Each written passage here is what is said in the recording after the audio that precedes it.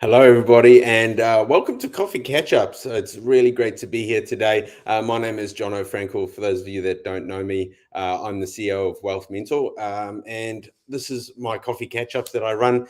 We generally run Coffee Catch-Ups every Tuesday and Thursday around 12:30, and it's a great chance to be able to catch up with people who are out there doing some cool things, inspiring, or people that are in the business space. And if I don't have a guest, well, then generally what I'm sharing is information on what's happening in either different investments or market, or just what's happening within Wealth Mentor. So thank you very much to all of you that are joining us either on this live or on the recording, because today is a very exciting one for me. A little bit of a fanboy moment as a keen but average cricketer. So I do have a real passion for the sport. And, you know, the boys, the Here for Beer boys will probably be jumping in, having a watch here of our Sunday afternoon, very serious cricket team. Yes, Here for Beer is actually the name of our cricket team. We'll be jumping in to catch up and have a watch, because today we've got Colin Munro on the show, and it's really cool to have you. If I push this button, they should be able to see it. Colin, thanks for joining me. No worries. Thanks for having me. Yeah, awesome. It's quite cool in terms of being able to catch up, because we've got, I guess, similar backgrounds in terms of both originally from South Africa and then moved to New Zealand. But your journey obviously is as an athlete, and we always joke in my office around the fact that I'm an athlete. Obviously not. But I mean, how cool is it to be able to live a life where, you know, as an international cricketer and a professional cricketer, and get out there and achieve such cool things? Yeah, it's awesome. It's obviously takes its toll now since I've had family, but it's, you know, you grow up, and when you play sports at any level, you get to a certain stage where you think, oh, I'm probably good enough to try and make a living out of it. Doesn't always go to plan.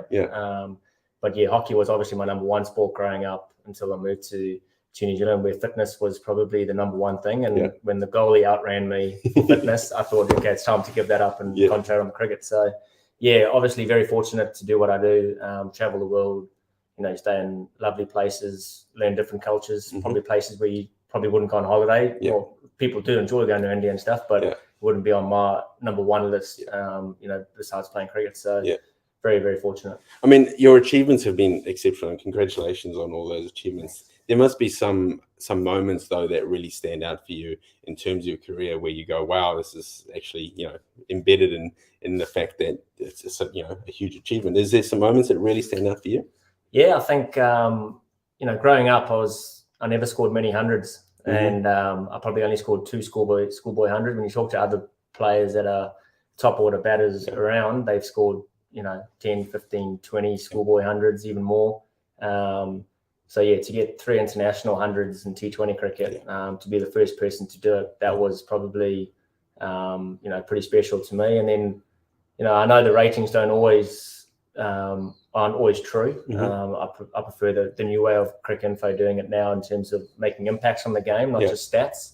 But yeah, to get to number one in the world in T20 cricket, it was a goal of mine that literally had deep down. I didn't want to say it in case, you know, you never get there, but it was a massive goal. And to share it at the same time with Ishodi, a guy that I played cricket with a lot at club stuff, and he was number one in T20 bowler at the same time. So that's pretty special. Oh, absolutely. That's huge. And I think it's pretty cool for East Auckland, because Ish was around these areas as well. And you're a local East Auckland boy, same as myself, Packering College, I believe. Yes, I was there for 2 years, 2003 and 4. Awesome. So, a bit of conflict. I'm Howard College, so, you know, this is pretty much... a couple of, and I know Mitchell McClenaghan's from Howard College, so Well, besides the St. Kitts few that all the other schools have got, I think yeah, cool. So going through and being able to travel the world, obviously that's an amazing element for your sport. But you mentioned that there's obviously an impact on family, and you're very fortunate to always, to have the opportunity, I guess, to have family join you on some of the travels. But what is that like to be able to have to, have that little bit of a sacrifice, I guess, in terms of being a professional cricketer? I think in any sort of job, to get to the top, you sort of have to sacrifice sometime. I've got mates that are in business that do that as well. I think for me, I know that it's not going to be forever, so that's what I keep telling myself. If it was something that, like golf, where you're away and you can play until you're 50 or 55, then it'll be really hard. And took a toll probably about 3 or 4 years ago mentally on me in terms of traveling and being away from home. And then, as cricketers, we're quite lonely in terms of, you play the game of cricket. If you don't score runs, you get back to your hotel room. It's just you thinking about the game. And if that happens for a tournament, you can go some dark spaces. So from then onwards, got the family to travel nearly every single tournament away, especially if it's over a month. I think that's our sort of grace time in terms of, okay, 3 or 4 weeks we can do away from each other. But if it's any more than that, then they've got to come away. And since they've started school, it's been a lot harder. And obviously the last 2 years where I've traveled the most, it's been COVID. So you have to quarantine beforehand and you go away for a 3-week tournament and it ends up being 6 weeks away, or 8 weeks, because you've got to quarantine 2 weeks there and 2 weeks when you get back. So you're spending more time by yourself in hotel rooms. And it's not very good for the mental side of things. So how many times did you have to quarantine? I've probably done it 5 or 6 times coming back to New Zealand, and obviously tournaments away. So it's good when you can try and get, like last year I had the 100 backed onto another tournament, so you don't have to quarantine coming back in between those tournaments, so you just roll on. But it's tough when you get back. And I remember the first time being at Wapuna Hotel, which is 4 kilometers from here, just down the road from home. So that was tough, knowing that you could literally throw a cricket ball nearly that far to get home. But that was pretty hard. Yeah, absolutely. I can imagine. Going back to the achievements, having goals to be able to become the best player in the world, best T20 batter in the world, and awesome to achieve it. But there must have been elements in terms of setting your goals and then working towards it. I mean, how do you keep that drive up, and what's the constant driver for you to become the best version in that space? I think for me now, it's my family. I think if you know my boy Connor, and even Chloe, but Connor's sports mad. He's got every Super Rugby franchise jersey. He doesn't know which team to support. He just wants to see some good rugby or good cricket. So trying to be the best version that I can be on the sports field. I think when all your people watching probably knew me as a young hothead when I came over here, and probably made a lot of enemies on the field, being too aggressive and overstepping that line of sportsmanship all the time.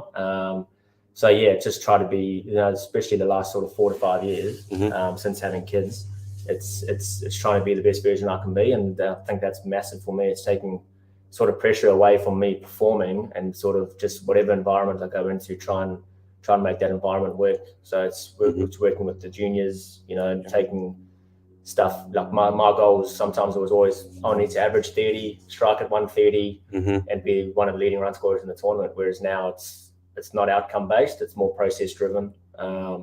Enjoying my trainings, enjoying being around the boys, enjoying other success. Whereas in the past, it was always about me. So I've taken a leaf out of some of the guys that have played before me, like Brendan McCullum and those types of guys that are team first type of players, and sort of just gone with that. And I still have goals that I want to achieve in terms of, I want to play until my body just absolutely gives up. But I don't want to play where I'm just holding a spot and taking it from somebody. So for me, it's my family is my number one drive. And I don't think you're definitely not just holding a spot. I mean, you've just come off a really successful trip over to Australia. There's 100 that was very well documented. All came off pretty well in that game. Yeah, it took probably about 40 or 5 balls to actually hit one out of the middle. I remember Voges came on at the 10 over mark, and I said to him, mate, I can literally turn around and kick them over and get someone else in here. And he goes, oh no, you won over away and you'll be okay. And then I think it was over 12 or 13 where I hit Rashid Khan a fair bit when there was the power surge. Yeah. And then from then on, it was a lot of luck went my way. I reckon, well, people say, you know, you've got to make your own luck, but I think I made 109, but I probably got out about 4 times or got dropped twice. So yeah, I was obviously made a lot of luck that day. Well, they don't show that on the stat sheet, so don't worry about it. And I want to go back to what you mentioned about your son Connor, and it really resonated for me. So when growing up for me, my dad was a professional racing driver in South Africa, and I was always, you know, so enthralled with the concept of, you know, my dad is such a hero to me. And my parents made the sacrifice to move to New Zealand. Dad actually had a drive for the next year that he had to turn down in terms of coming to New Zealand. So seeing that element of my dad, you know, creating such a great role model for me and hero is a big part of the values installed in me as a person to be able to try and become the best for my family. Yeah. Do you think that that's similar as well with the sacrifice your parents made? Massively. I don't think I thank them enough for them moving over here. And it's tough, you know. Mum and dad moved over here, and then we've been here for nearly 20 years now. So yeah, and then like 10 years ago, Dad was diagnosed with Parkinson's, and he was the only the only member of the family that worked as an electrician. So Mum had to go back to work, and so yeah, it was tough. So, you know, obviously massive sacrifices from them to come over, move away from home, friends, families, everything they built over there for the last sort of 30, 40 years. Yeah. Just to sort of give my brother and myself an opportunity. So huge sacrifice. So I think, you know, look up to them as role models, and I hope that my kids can look up to myself and my wife, that this is the way we go about it and raise certain values and core values in our family. And we hopefully doing it all right at the moment. Yeah. And so hopefully one day they can just take 1 or 2 little values from us. Yeah, and I'm sure the impact that you're making will extend way past your kids as well. I know that you're always looking to help out with junior days and the prize givings up at the cricket club and things like that will make a huge impact. And I commend you on that. And I think they'll really impact a lot of people's lives, which is really cool. So, I mean, obviously, cricket, you're still doing exceptionally well and still going to travel. You got a few more tournaments coming up really shortly and you're heading off? Yeah, heading over to the Blast at Worcester, where it all began for me as my first overseas gig. I think it was, Teray was pregnant the first year, so it was probably 7.5 years ago now. They're coming up 8. So, yeah, that's really neat to go back there and, you know, rekindle some old friendships and make some new ones. And then new beginnings at Trent Rockets for the 100, and then CPL, where I've been there at Trinbago Knight Riders for the last sort of 5 or 6 years. Yeah, wicked. That sounds cool. And then, I mean, going forward, obviously doing well, keep up your cricket. There's no plans on hanging out the boots just yet, but have you thought about life afterwards and what that looks like? Yeah, I have. I've been doing a little bit of coaching here and there at St. Kennigan's. Yep. Helping out a little bit at Howick as well. So you'll be happy with that. Good. Yes. But yeah, I think I've always enjoyed coaching. You know, from when I was 17, 18, 19 with Dipak Patel at the club at Howick Pakuranga, I always used to help out the Winter Academies. So I always sort of had a passion for helping others and trying to get the best out of other players. And I think through my journey, sort of my cricketing journey hasn't been that easy. I've had to come over like obstacles, move away from New Zealand for a year to just get that drive and that love for the game back, and then came back and did well, and then been drops and back into teams and sort of had to overcome a lot of obstacles. So I think I've done that really well in my career. If I can just help kids overcome those, you know, because so many times I think kids are just silver spoon a little bit in today's world and just do things that they want to do. Sometimes they've got to do the tough things to get over it and really make things really worthwhile. So wanting to try and get into teaching, doing health and PE, so I can be out and still out and about, and then do some cricket stuff on the side. So, you know, for me, it's about just trying to give back to kids. I think when I look back at my schooling career, especially in South Africa at boarding school, Mr. Jordan, who was our second form teacher, we used to call him the Aros man. He was, you know, one guy that just stands out. You know, he used to take me up to school on a Friday night, hit bowling machine balls, and just, you know, gave a lot of time to me. So if I can do that for 1 or 2 kids, and, you know, do that for them, then it goes a long way. Yeah, so I think it's really cool to catch up with you in this forum, because the inspiration, it really shows the way that you talk about the fact that you want to inspire the next generation. And for our company, Wealth Mentor, so I took over just over a year ago and changed the whole dynamic of it. And we've taken on a tagline that we want to make wealth accessible to everybody, making wealth accessible to all. The concept that wealth is different for everybody, because wealth is a unique thing to every single person. Some people, the wealth is driving a McLaren down the road. But for some people, it's about the family. For me, it's all about what I can do for my family and creating that best life going forward, and also the impact that I can make to society. And it sounds like it's very similar in terms of your concepts. Yeah, I think when I was always just thought about wealth growing up, it was just wealth was rich sort of thing, and it was just money, and making as much money as you can. And I think it probably hit 5 years ago when sort of went down that dark space that I was happy, I was earning good money and playing decent cricket, but then being away really took its toll. And it was like, well, I think it's a whole big circle.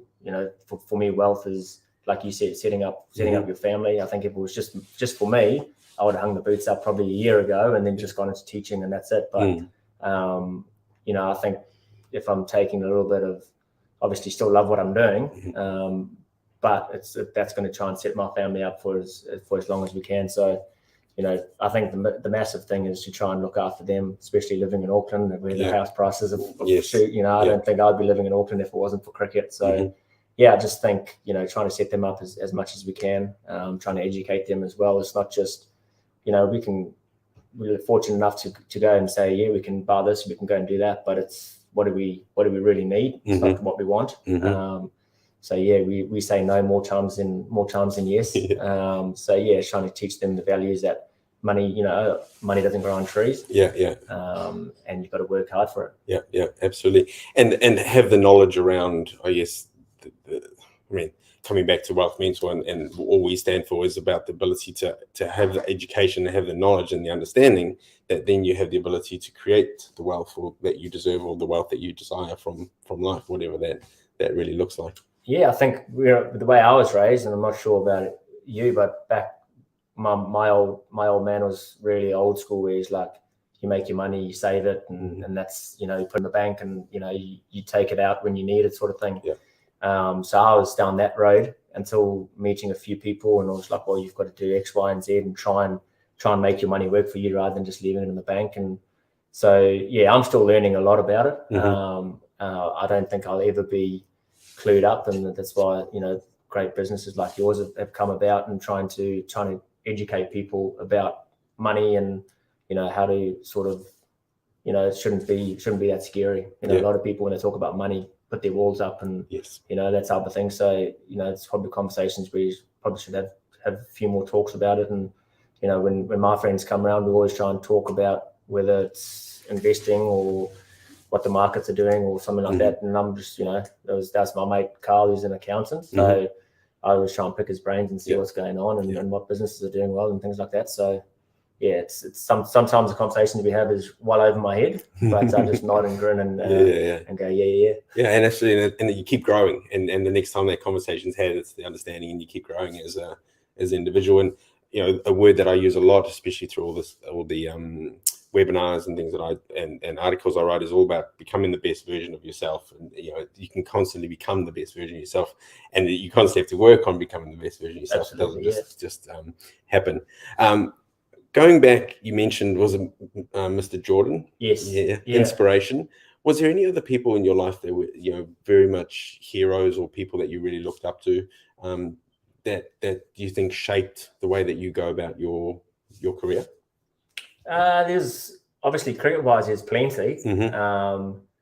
But I just think, when you look at people close to me, there was obviously, Dad wasn't at home a lot. He worked away from home, a little bit like me in terms of he was an electrician, but worked on the oil rigs in Angola.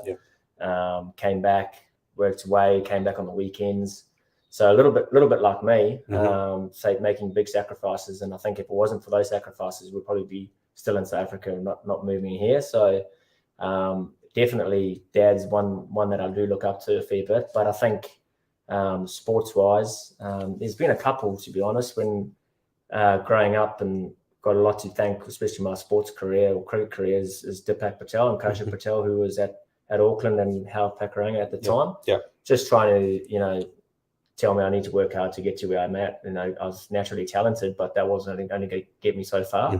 There's certain elements of my game that I probably would have changed a little bit, try to be a little bit more fit. But fitness for me wasn't the greatest thing, and it's probably something I'm still battling with. But I think they were just people that instilled good values in me. You come to training, work hard, always make sure you're putting other people first, and then you'll get the rewards afterwards. Yeah, brilliant. I've got a little bit of a personal question here, and it kind of comes back down to on a Sunday afternoon heading out to Lloyd Elsmore for a game of T20, and you turn up and there's one guy who's a bit faster, and you're like, oh shit, I hope I don't have to face him too much. I mean, you've faced obviously the fastest bowlers in the world and some of the best bowlers in the world. Is there still a little bit of anxiety about facing the faster guys, or do you enjoy that element or that challenge of it? I enjoy facing the faster bowlers, to be honest, because they you miss a ball at 150, you can go, okay, cool. But if you miss a ball at 85 k's, it spins past the other way and you get stumped or bowled, then you look like a bit of a fool. But facing guys like Rashid Khan or those guys that big wrist spinners that bowl the ball spin the ball both ways, I find them really hard. But the heart definitely beats a bit faster when you got guys steaming and bowling above 140. It does tickle. Yeah, I can imagine. I can imagine. I mean, I feel it even just a couple of Sunday afternoon battlers running in a bit faster. Going forward, you've obviously talked about the fact that you want to get into coaching. You want to be able to impact within those regards. Have you thought about what, in terms of investing or financials, is there some aspirations that you got in that space? To be honest, it's like I said, when people start talking about things like that and the unknown, it sort of puts me off. I think the reason why I want to stay in cricket and coach and teach, it's because I sort of know it already. I think sometimes the unknown is quite scary. But if there's I want to try and learn a bit more. I always try and say I want my money to work for me. And I think it's better that I understand things that my money's going into, rather than just leaving it to somebody to put it into a portfolio for me or whatever. I think I do need to work on that space in terms of, like you said, just trying to be better every day. If I know where my money's going or whatever it may be, then obviously that's something that I'll try and do. But I think for me, the biggest thing is what gets me out of bed in the morning. And at the moment now, I think it's going to be teaching and coaching, but that might change. I might be terrible in that space and and not inspire anybody. then I've got to try and look at plan B's and C's. So I highly doubt that. But all right. Well, we are coming towards the end, and thank you so much for jumping on. It's been a real pleasure to have you join me on today's show. Interesting fact, because I know that you jumped on and did the World Cup on Sky Sport. You're actually the third person that I've had on my show that has been on Sky Sport as a commentator. So Goran, who was host of the show that I was on, as well as Seb, who hosted the tennis and cricket. So looks like we've got a bit of a something going on there. Yeah, I think so. Maybe. Yeah. All good. Thanks very much for joining us. And I can't leave without the cricket boys that say, are you available Sundays next season, or Thursday nights is indoor? So just put that one in the diary for a maybe. Well, I'm not going to play indoor cricket. Last time I played indoor cricket, I got abused massively. So especially when I want to just go and have a bit of fun and then get abused after a couple of years, it's not something I really want to do. But it all depends on if I'm in the Big Bash next year or not. Then who knows? I might make a couple of guest appearances. Sounds great. Thank you so much for joining us, and thank you everybody for jumping in and having a watch. I'll jump back on me for the last bit here. Thank you very much for joining us today. I hope you've enjoyed that. If you want to know more about what we do at Wealth Mentor, we're all about providing education in both the financial space and also the personal space, so that you can become the best version of yourself. There's a website there. Head along to wealthmentor.co.nz. As well as that, if you want to check out and send me a message, if you're interested in coming on Coffee Catch-Ups, you can hit me up on jonofrankle.nz on social media. Thank you so much again, Colin, for joining me. And to everybody, get out there and make sure that you are always growing. And most importantly, make sure that you always stay awesome. See you, everybody.